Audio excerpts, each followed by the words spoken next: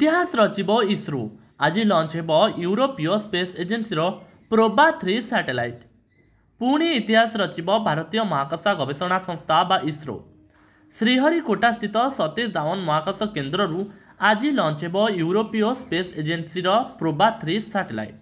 आज अपराह्न 4:12 उत्क्षेपण हेब PROBA 3 space craft PSLV C-59।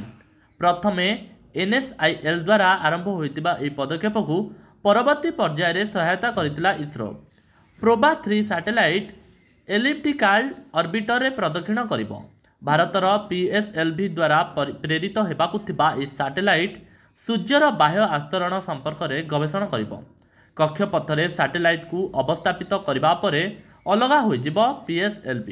Aditya L1 mission परी एही सैटेलाइट सोलार कोरोना संपर्क रे गवेषणा करिबो।